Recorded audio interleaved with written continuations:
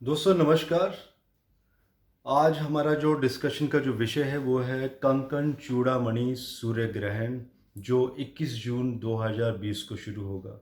बहुत ही संयोग की बात है कि सिमिलर काइंड ऑफ ग्रहण 21 जून 2001 को भी आया था। Let me emphasise again, 21 of June 2001 को भी ऐसा ही ग्रहण आया था।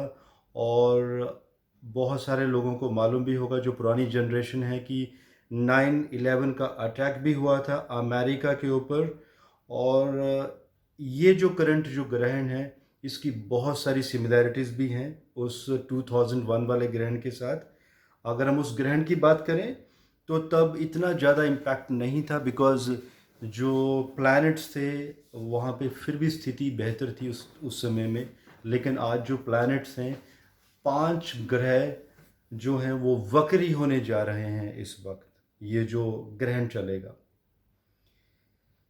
ये जो ग्रहण स्टार्ट होगा 21 जून 2020 को, और ये जो समय है मॉर्निंग का, इस समय ये 2 नक्षत्रों पे होगा और 2 योग, 2 तिथि।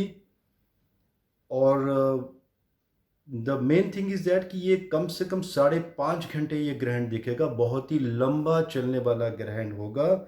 और इंडिया में जो कुछ हमारे राज्य हैं, राजस्थान, हरियाणा की अगर हम बात करें तो वहाँ पे 99.7% दिखाई देगा ये।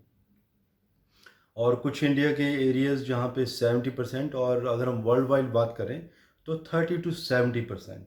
तो इसका जो प्रभाव होगा वो पूरे विश्व पे होगा। अच्छा भी प्रभाव है इसका, बहुत अच्छा भी है कुछ जगहों पे, कुछ एरियाज़ में। और कुछ जगह पे इनऑस्पिशियस फैक्टर्स भी छुपे हुए हैं इसके।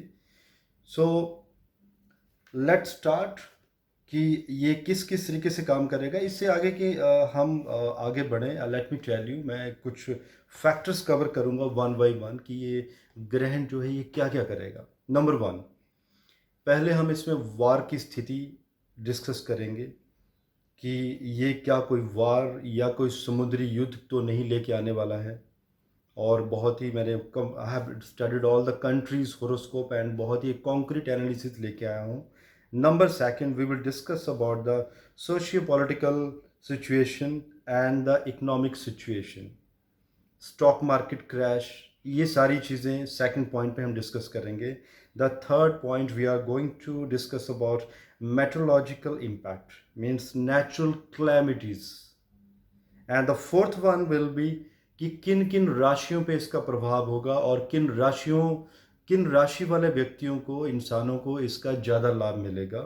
The fifth one, corona virus का इस ग्रहण के साथ कनेक्शन, और ये कोरोना वायरस को कहाँ लेके जाएगा। बिकॉज अगर हम थोड़ा सा बैकग्राउंड में भी चले जाते हैं, जब ये दिसंबर में सूर्य ग्रहण आया था और ये इस पैंडमिक को लेके आया था, तो क्या ये जो सूर्य ग्रहण है जो 21 जून 2020 को शुरू होगा, तो ये कोरोना वायरस का इसके ऊपर क्या इम्पैक्ट आएगा।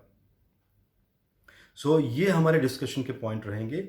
Now let's start with the first point, जो मैंने कहा कि वार की स्थिति। इससे पहले हमारे लिए ये जानना जरूरी है कि ये जो ग्रहण है, ये इस टाइम पे जो ग्रह स्थिति है वो क्या है।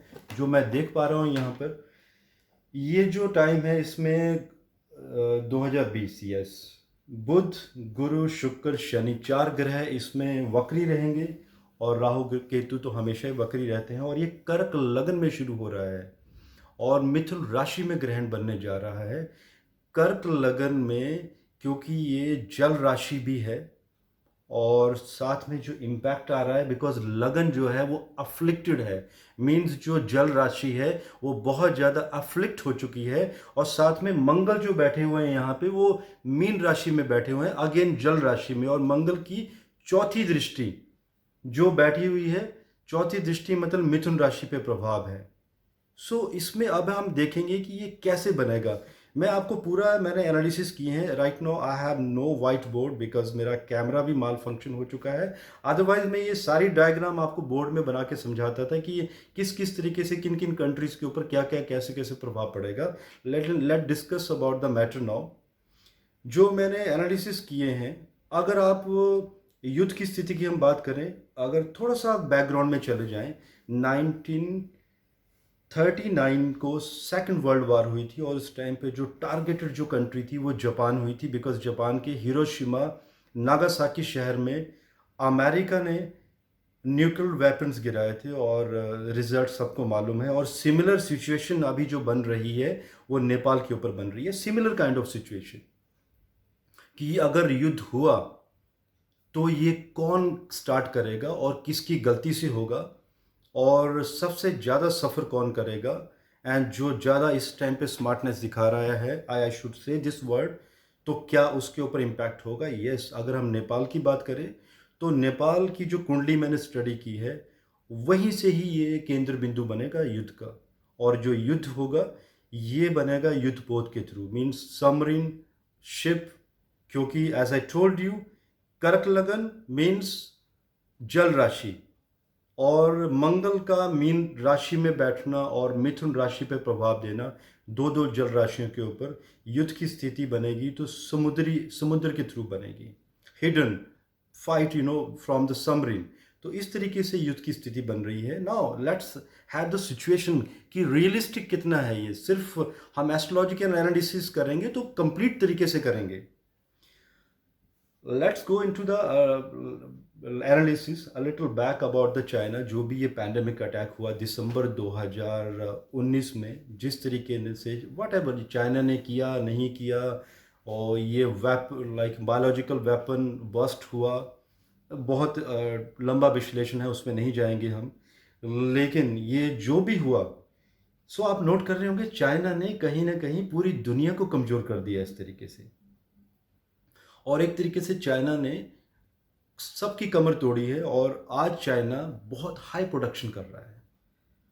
और जो युद्ध की स्थिति बन रही है, आप अगर नोट करेंगे इस टाइम चाइना के साथ कुछ कंट्रीज़ हैं जो कनेक्टेड हैं। सबसे बड़ी पाकिस्तान, और चाइना की नज़र है पाकिस्तान पे। कहीं ना कहीं चाइना चाहता है कि पाकिस्तान के पार्टीशन करके वो एक बहुत बड़ा भाग अपने एरिया में भी ले जाए। वो पाकिस्तानी नहीं समझ रहे हैं इस बात को, वो उनकी गलती है। The second one is Nepal. ये नेपाल वही है जो इंडिया से बिजली लेता है और नमक भी हिंदुस्तान का खाता है। हर चीज़ में फैसिलिटीज़ हिंदुस्तान से जाती हैं। बहुत बड़ा अर्थक्वेक भी हुआ था नेपाल में 2016 में, और सबसे बड़ी सपोर्ट इंडिया की रही थी। विद इन 10 मिनट हम हिंदुस्तानियों का जो प्लेन्स थे वो वहाँ पे पहुँच गए थे। हमारे जो रूलर हैं मोदी जी ने बहुत बड़ी सपोर्ट दी थी उस टाइम पे।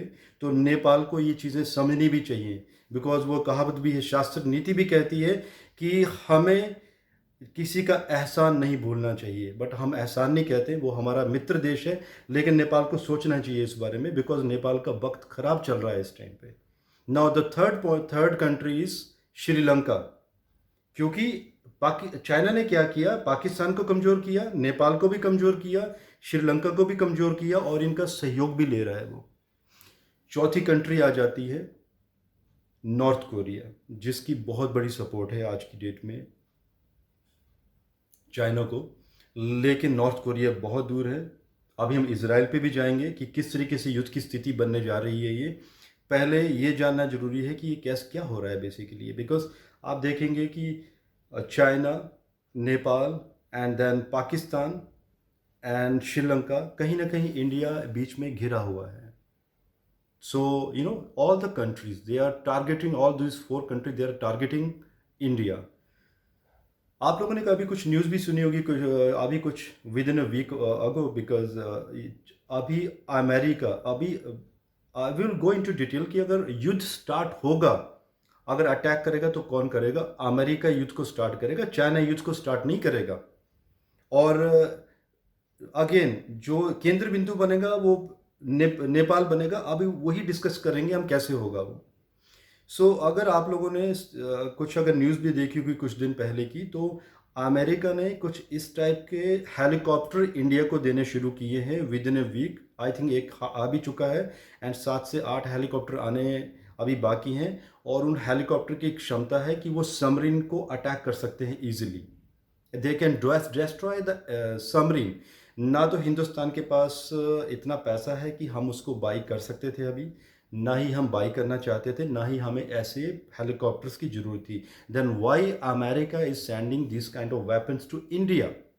और इंडिया में वो अपनी एक एक प्लेस बनाना चाहता है, एक like I am not getting the exact word, एक दैट उपनिवेश बनाना चाहता है जहां से वो युद्ध कर सके, because it will be difficult for America to sit there and attack to that China sitting so far. It will be very very difficult. So कहीं ना कहीं ट्रंप की अगर बात करें तो ट्रंप जी की कुंडली भी देखें, नवंबर में इलेक्शन भी आने वाले हैं अमेरिका में, एंड ट्रंप कहीं ना कहीं चाहते हैं कि वो दोबारा सत्ता में आए। तो ये कुछ पॉलिटिकल बेनिफिट्स के लिए ये कहीं ना कहीं युद्ध स्टार्ट होगा, और चाइना की गलती भी है। कहीं ना कहीं चाइना को सबक सिखाना बहुत ज़रूरी भी है, बिकॉज कोई नहीं चाहता आज की डेट में युद्ध हो, लेकिन ये युद्ध अगर होता भी है तो इसमें चाइना को ही नुकसान होगा, चाइना ही युद्ध में हारेगा, और सबसे बड़ा नुकसान होगा चाइना को। क्योंकि अगर आप देखें आज की डेट में तो चाइना हर एक चीज़ में एंट्री करना चाहता है, अपना प्रभुत्व दिखाना चाहता है। अगर डब्ल्यू की बात करें तो every day we are watching the news कि डब्ल्यू में भी कहीं ना कहीं चाइना का बहुत बड़ा प्रभुत्व बनता जा रहा है, एंड वो अपनी एक मोनोपोली बनाता जा रहा है डब्ल्यू के ऊपर। कहीं ना कहीं ऐसे भी इंडिकेशन आ रहे हैं कि डब्ल्यू मिला भी हुआ है चाइना के साथ। So that's again the different analysis. No, ये युद्ध अगर हम बात करें कि चाइना को नुकसान कैसे होगा, तो इसके लिए हमें विश्व युद्ध जो पुराने हैं उनकी तरफ देखना पड़ेगा। अगर आप प्रथम विश्व युद्ध की बात देखें और सेकंड की, जो आज ये स्थिति चली भी हुई है, अगर आप जितने भी विश्व युद्ध देखें, जब भी दो विश्व युद्ध पहले हो चुके हैं, पहला 1914 में हुआ था और 4 साल चला था, एंड द सेकंड विश्व युद्ध वाज इन 1939, जो कि 7 साल के लिए चला था।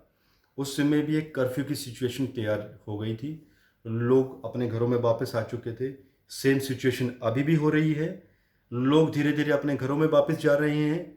चाहे आप इंडिया की बात करें, आप किसी भी कंट्री की बात करें, इंडिया की रिसेंट बात करें तो इट इज़ अ टारगेट कि 31 मई से पहले पहले सभी लोगों को अपने घर पे होना बहुत ज़रूरी है। और जो स्थिति बन रही है वो युद्ध की बन रही है, बिकॉज अमेरिका ने भी चाइना के नियर बाई अपने युद्ध पोतों को भेजना शुरू कर दिया है। और जैसे मैंने कहा भी था, नॉर्थ कोरिया के ऊपर अभी हम आएंगे कि नॉर्थ कोरिया का कैसे होगा, because North Korea is definitely going to support China, but Israel वहाँ पे बैठा हुआ है। और ये जो संधि होगी, युद्ध संधि, ये कैसे होगी, let me tell you. India के साथ आएगा रशिया एंड इंग्लैंड।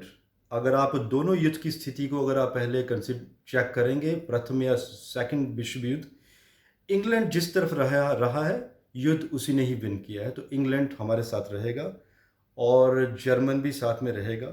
ठीक है, इंग्लैंड और जर्मन की आपस में उतनी अच्छे नहीं हैं रिश्ते, लेकिन जर्मन को भी साथ में आना पड़ेगा। Japan, I know you must be thinking कि why Japan, what Japan will do, क्योंकि Japan is independent on Japan is dependent on America for the fight, but yes, बहुत कुछ गोपनीय चीज़ें हैं जापान के पास जो आज भी दुनिया को पता नहीं है।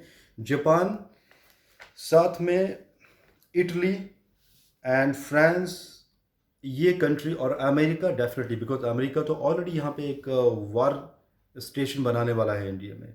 तो definitely when Russia is with us, तो अगर 4 मोर्चों पे अगर चाइना युद्ध करना भी चाहता है हमसे तो इट विल बी डिफ़िकल्ट। लेकिन देखिए युद्ध में होता क्या है, जो युद्ध नीति भी कहती है, युद्ध में कभी भी गांवों को टारगेट नहीं बनाया जाता। आर्थिक जो कैपिटल होती हैं, अगर इंडिया की बात करें तो दिल्ली और मुंबई को खतरा है। और अगर हम दिल्ली और मुंबई की कुंडली भी अलग अलग एनालिसिस करें तो दिल्ली और मुंबई पे खतरा बना हुआ है। कोई भी शासक नहीं चाहता है कि ऐसे इस तरीके से युद्ध किया जाए कि गांवों के ऊपर प्रभाव डाला जाए, बिकॉज रूल किसके ऊपर करना चाहते हैं कि आज आज की डेट में तो फाइट चल रही है इकोनॉमिक वार, किसको प्रोडक्ट बेचोगे आप। सो कुल मिला के जो, और अगर हम, अब ये बात आ जाती है, नाउ द क्वेश्चन इज कि युद्ध कैसे होगा ये, क्या ये न्यूक्लियर वेपन से होगा, क्या ये एटॉमिक वार होगी, ये एक बहुत बड़ा सोचने का एक एनालिसिस का विषय है। और जो मैंने एनालिसिस किए हैं, व्हाट आई अंडरस्टैंड कि अगर चाइना अपनी लैब में एक पैंडेमिक जैसे एक बायोलॉजिकल वेपन्स बना सकता है तो क्या अमेरिका नहीं बना सकता? यस डेफिनेटली, अमेरिका ने भी बनाए होंगे और कंट्रीज भी बना रही होंगी, but the difference is America is a very ethical country. अब अनएथिकल आप समझ रहे होंगे मैं किसको कह रहा हूँ, because it was really very unethical act कि जिस तरीके से वहाँ पे ब्लास्ट हुआ, बायोलॉजिकल वेपन ये फटा और पूरी दुनिया में फैला। अगर यहाँ पे कोई और कंट्री होती, इंडिया होती, कोई भी कंट्री होती, तो लॉकडाउन कर दिया जाता था उस कंट्री को, ताकि ये पैंडमिक किसी और कंट्री में ना फैले। और ऐसा हो चुका है नाइजीरिया जैसी कंट्रीज में। जब भी वहाँ पे ऐसे वायरसेस बस्ट हुए हैं, तब उन कंट्रीज ने लॉकडाउन किया है ताकि इसको फैलाया ना जाए, और धर्म भी यही कहता है। ये दोस्तों, ये जो युद्ध होगा, अगर हम युद्ध की स्थिति देखें तो सबसे पहले अटैक करेगा अमेरिका। क्योंकि अमेरिका की अगर आप युद्धों की हिस्ट्री देखेंगे, तो अमेरिका जब भी अटैक करता है सडन अटैक करता है। और मैंने एनालिसिस भी किए हैं कि कौन किस चीज़ में सक्षम है। अगर हम समुद्री युद्ध की बात करें तो इंग्लैंड सबसे ज़्यादा सक्षम है। दुनिया में सबसे ज़्यादा युद्धपोत इंग्लैंड के पास है। वायु युद्ध की बात करें, बिकॉज हमें ये भी देखना पड़ेगा कि वाटरी साइन जिसके साथ मैंने ये वीडियो की शुरुआत की थी, कर्क लगन से। वाटरी साइन में जो कंट्री जिसके साथ होगी वही युद्ध में फतह हासिल करेगा। तो इंग्लैंड जिस तरफ होगा, युद्ध की विजय पताका उसी तरफ लहराएगी। तो इंग्लैंड मीन्स युद्धपोत, मतलब वहाँ पे वाटरी साइन का मजबूत होना, तो इंग्लैंड फतह हासिल करेगा। लेकिन डेफिनेटली युद्ध अकेले नहीं लड़ा जा सकता, सपोर्ट चाहिए।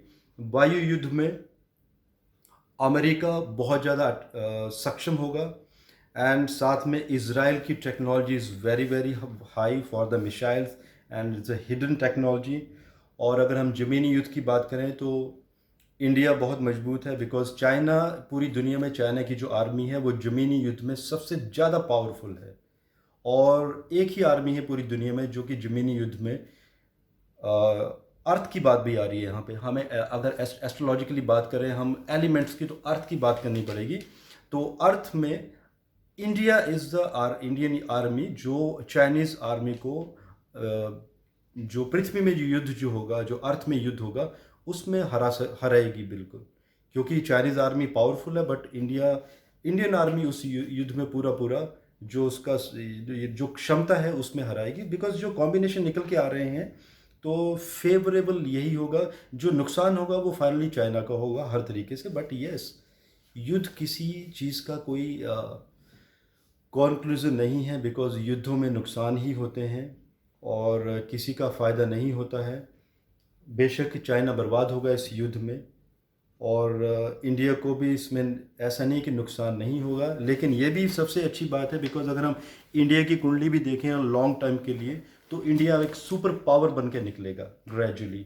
और इंडिया विश्व गुरु भी बनेगा, और पूरी दुनिया पे इंडिया का प्रभुत्व भी रहेगा, जो एस्ट्रोलॉजिकल कैलकुलेशन निकल के आ रही हैं। बिकॉज जितनी भी जो मैंने कंट्रीज़ बताई आपको, इंग्लैंड, रशिया, अमेरिका, बहुत बड़ी सपोर्ट रहेगी। बिकॉज जहाँ पे बड़े बड़े जो भी डिसीजन होंगे, वो इंडियन रूलर्स के डिस्कशन के बिना कोई भी डिसीजन नहीं लिए जाएंगे।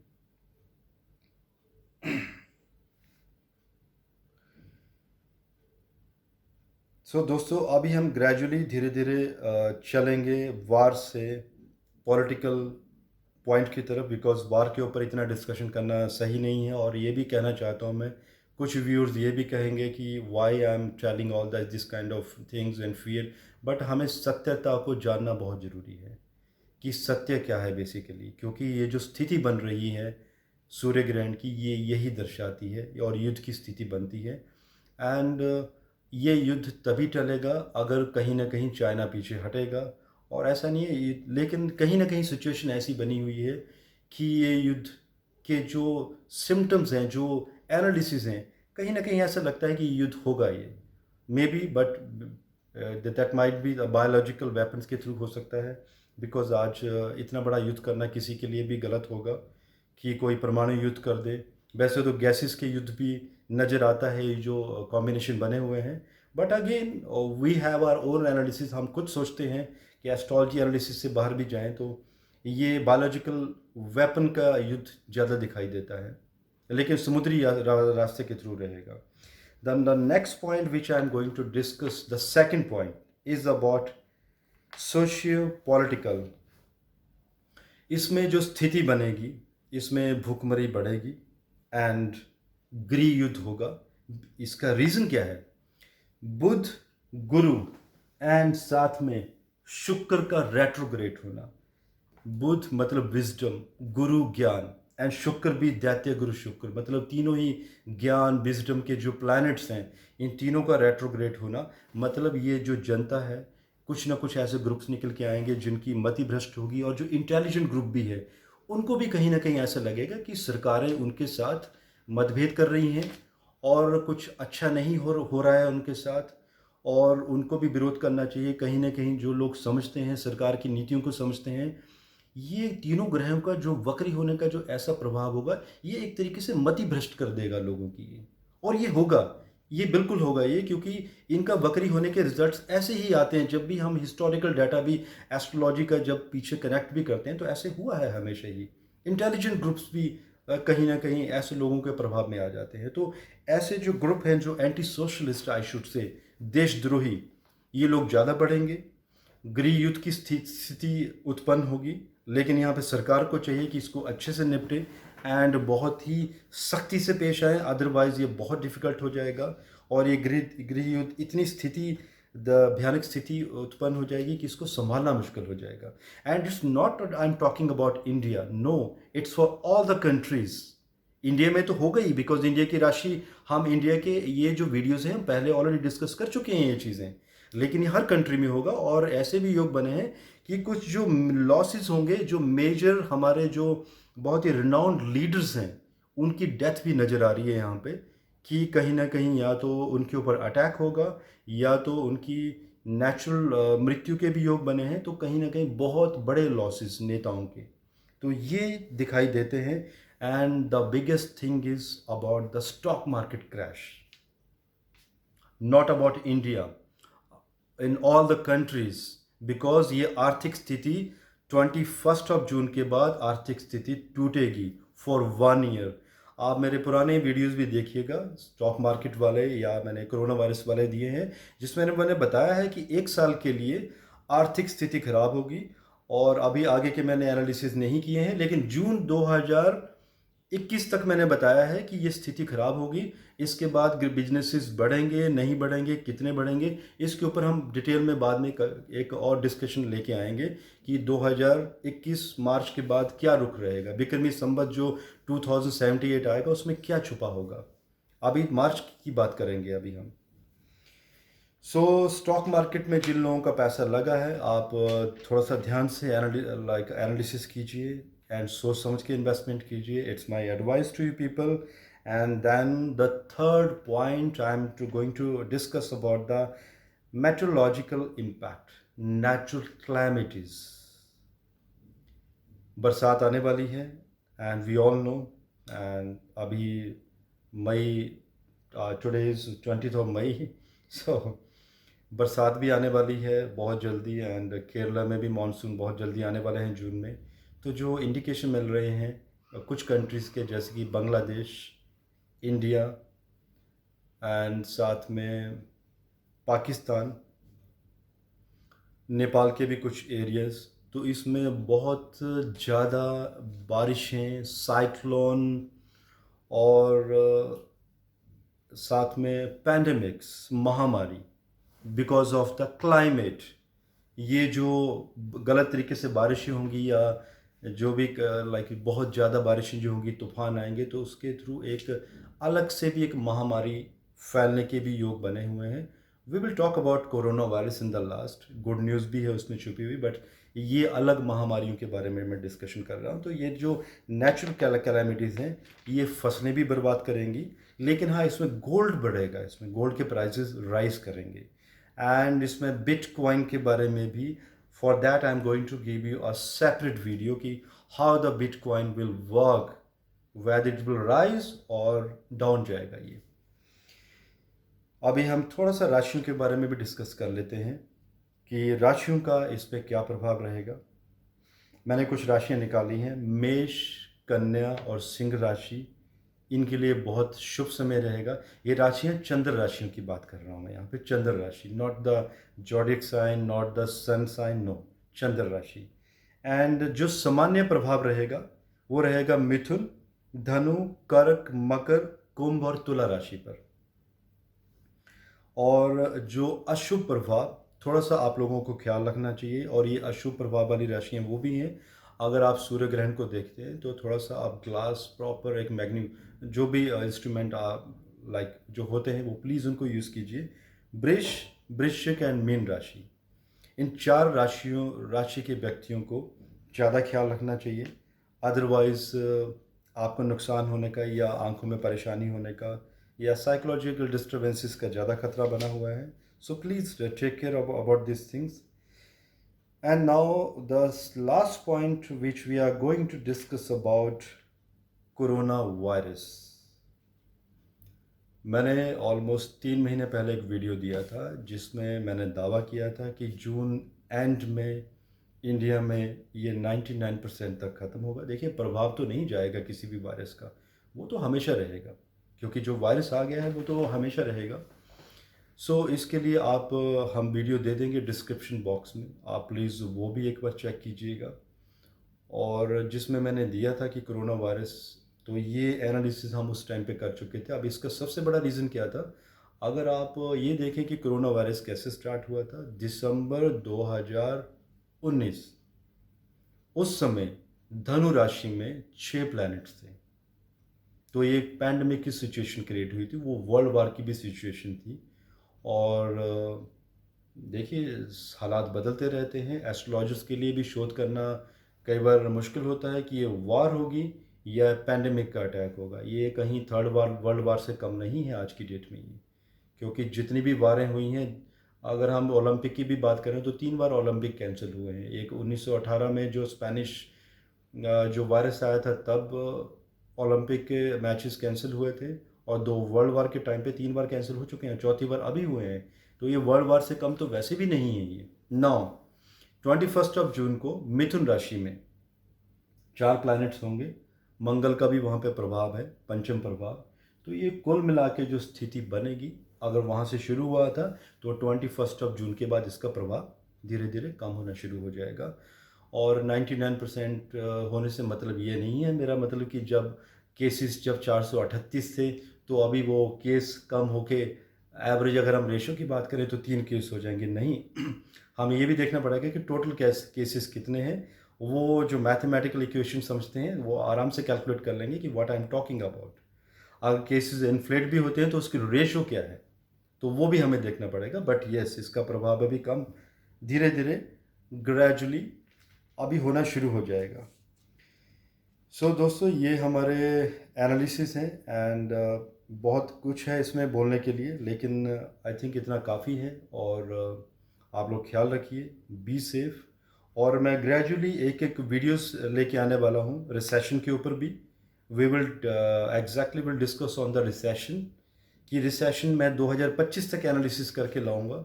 साथ में अर्थक्वेक के ऊपर भी हम डिस्कस करेंगे कि पूर्वी राज्यों में कहाँ कहाँ पे अर्थक्वेक लेके आएगा ये सूर्य ग्रहण। और साथ में हम इसमें कुछ और भी डिस्कशन स्टॉक मार्केट के ऊपर हम और डिटेल में डिस्कस करेंगे इसके बारे में। सो थैंक यू वेरी। प्रॉपर्टी की, यस, प्रॉपर्टी के ऊपर भी मैं डिस्कशन करूंगा, बिकॉज कई लोगों के क्वेश्चन है कि प्रॉपर्टी के ऊपर किसका क्या इम्पैक्ट पड़ेगा। तो we will discuss about the property also. So thank you very much and be safe. नमस्कार। एस्ट्रोलॉजी से संबंधित और भी जानकारी के लिए हमारे चैनल को सब्सक्राइब करें एंड बेल आइकन पर क्लिक करना ना भूलें।